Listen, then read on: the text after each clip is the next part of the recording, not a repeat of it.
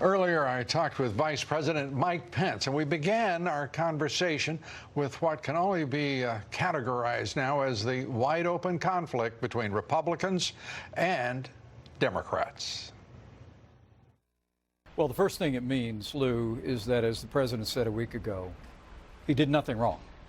The transcript reveals that despite reckless accusations in the media and by Democrats on Capitol Hill that the president had somehow threatened aid to Ukraine to demand a specific act, that it just never happened. The transcript is clear on that point. The ironic thing is the only time it did happen that we know about is when former Vice President Joe Biden threatened over $1 billion in aid to Ukraine in exchange for a specific act. But in this case, the president's been completely vindicated. And I think the American people look at this in the context not just of this week or this month, but really the last 2.5 years. I mean, 63 million Americans voted for President Donald Trump and to put this administration in the White House. And from the day after the election, the Democrats have been trying to overturn the results of that election. 2.5 years of reckless accusations of obstruction, collusion with the Russians, all of that panned out to be nothing. No collusion, no obstruction. Last week, Democrats were actually making baseless allegations against a Supreme Court justice, calling for his impeachment. And now this week, before she had any of the facts, even though she knew that the transcript was going to be released today, Speaker Nancy Pelosi initiates an impeachment inquiry into this presidency. And I think the American people have had enough. But at the end of the day, Lou, I think it's because they know they can't run against this president's record. They can't run against a record of accomplishment that you talk about every night on this broadcast. And so they've decided to continue to look for one more way to try and overturn the election. And it's just not going to work. The American people see through it. And now that they have the transcript, they can see once again that the president did nothing wrong, that he had a conversation with a world leader, that he spoke about issues that were appropriate, issues related to our strong relationship with Ukraine, and it was nothing more than that. And there's obviously, from the tone of the transcript, a very good relationship between the two leaders. And there had been other conversations complimenting him on his election, complimenting Zelensky on winning the parliament, right. And Zelensky talking about ridding Ukraine of corruption, the very essence of what the president is concerned about. Lou, it's so important that you bring that up, because this was actually a call following President Zelensky's win in the parliamentary elections. But his presidential victory was all built on an anti-corruption message. Right. And so the president wanted to speak about that. I mean, the United States of America has stood strong with Ukraine ever since the Russian military overran Crimea and has been underwriting a savage war in the Donbas province of Ukraine. Different from the last administration, we've actually been providing defensive weapons. The Obama administration was sending them blankets and pillows. But this president said, nope, we're going to stand for the territorial integrity and the sovereignty of Ukraine. We've provided them with weapons, the ability to defend themselves.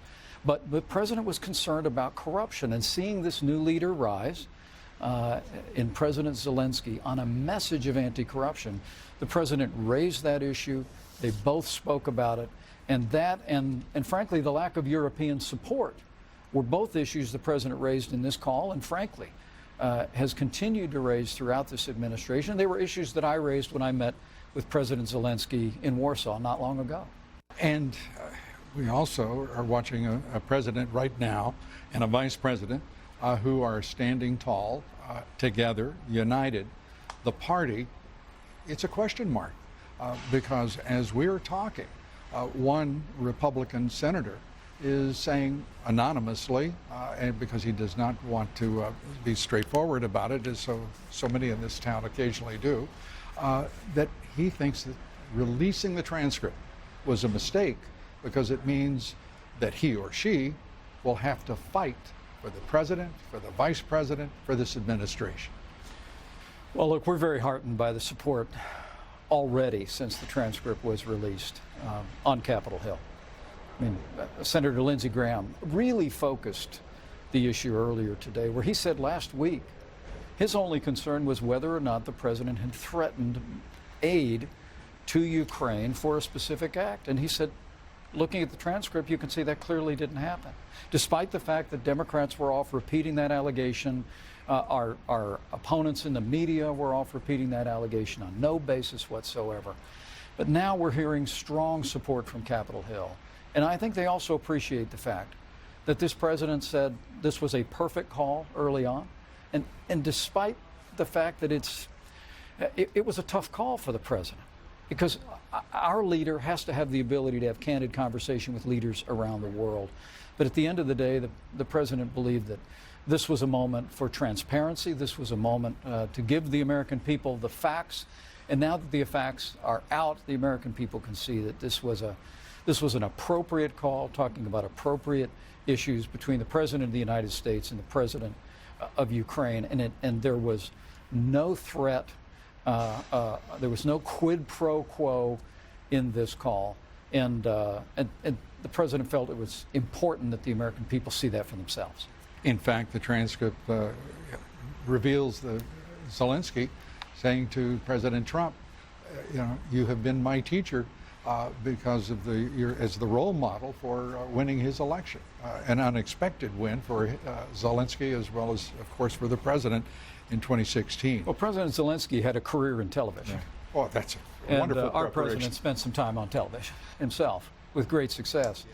And when I met with President Zelensky in Poland, we sat down and we talked about that. And I know in their meeting today that they'll make that very same connection, not just on a shared background, but the fact that they're both non-conventional leaders who are willing to lead from the front and drive for real progress. And I think, at the end of the day, I'd say that again, Lou. The present company accepted. Most of the media spends their time focusing on whatever the latest criticism of this president or this administration is, instead of focusing on an amazing record that in the midst of reckless accusations over the last 2.5 years, we've rebuilt our military, we've revived the American economy through tax cuts, rolling back regulation, an energy revolution. We've seen more than 150 conservatives appointed to our courts at every level. We're standing tall in the world again, and it's thanks all to the leadership of President Donald Trump. And whatever the Democrats want to do with this latest allegation, with this latest effort, whatever it is, I promise you, this president, his vice president, this administration is going to keep fighting to deliver for the American people. And that's why I think President Trump's going to get 4 more years in the White House. And with all the shenanigans going on Capitol Hill, I think we're going to reelect a Republican majority to the House of Representatives. Vice President Mike Pence will have more with the Vice President as we take up the America First agenda of the Trump administration before the globalist General Assembly, and how that's being received by the radical left domestically. That and much more. Attorneys Victoria Tinsing, Joe DeGenevis, straight ahead. We'll be right back after the break. Stay with us. We're back now with our exclusive interview with Vice President Mike Pence. The Vice President reacting to the President's strong rejection of globalism before the United Nations General Assembly. The speech at the United Nations this week by the President of the United States was historic, and it was important, because in his first address to the United Nations, he gave that view of America first. And remember, he received a round of applause which is very rare at the UN, when he said, "We will always put the interest of America first, and we expect you to put the interest of your countries first." Right. And it was greeted with applause. But yesterday he unpacked what we've been doing as a nation, putting our country first, putting the interest of our people first. And all of it is in the context of the president, as you said, making it clear that this is an administration and a president that have rejected the globalist march that was weakening the American economy, weakening our borders and immigration laws, and moving America down a pathway of multinational trade deals that will ultimately weaken our strength for generations to come. The president's rejected all of that, but he demonstrated yesterday that as we've been strengthening our country, and we've been standing up for the belief that the future belongs to patriots and to citizens of nations, that he also made it very clear that we're back to leading on the world stage. I mean, I can't tell you how many leaders around the world have told me in private conversations how grateful they are to have a president, once again, who embraces his role as leader of the free world. And this week at the United Nations, the president laid out our agenda. He laid out what we've done for the American people, but he also laid out a determination to provide American leadership to confront some of the most intractable challenges in the world. And it's all what we call promises made, promises kept, and the president gave a full accounting of that to leaders around the planet. And the American people, as they listen to that speech, understand that globalism is, if not a dead, but certainly decaying philosophy. And by the way, he has now support of scholars and think tanks, and some of them are awakening to new possibilities because of the leadership of the Trump administration. I want to close by asking you about the direction of the Republican Party, how you're going to galvanize and work against what is a bloodthirsty Democratic Party that they seem to be winning more fights than they're losing, and the Republicans don't seem to have the same passion, the same commitment, aside, of course, from you and the president.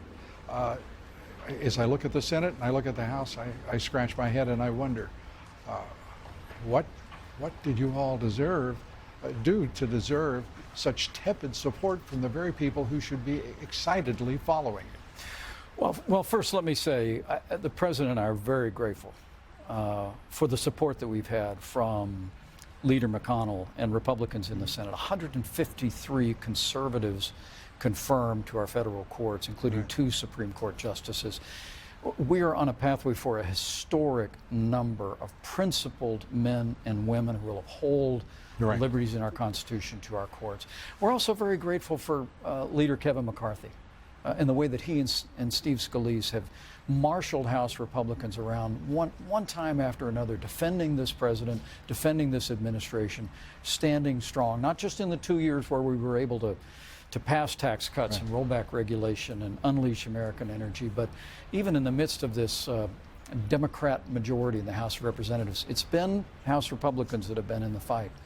But I think, to your point, the way we're going to win this election, and I believe the American people are going to give President Donald Trump 4 more years in the White House, and we're going to put a Republican majority back in the House of Representatives, is really because of the choice between freedom and socialism. I mean, the truth is that Republicans now, under this president's leadership, have a record of how freedom works, how when we put America first, when we stand up for the rule of law, when we secure our borders, and then we unleash the economy through less taxes, less regulation, more American energy, and trade deals that put American jobs and American workers first, that it all comes roaring back. 6.3 million new jobs, unemployment at a 50-year low. African Americans and Hispanic Americans have the lowest unemployment rate ever recorded. It's an incredible story to tell about how freedom works. Freedom works when we put America first and defend the freedom of the American people. The contrast on the other side is remarkable. Lou, you and I have known each other a long time.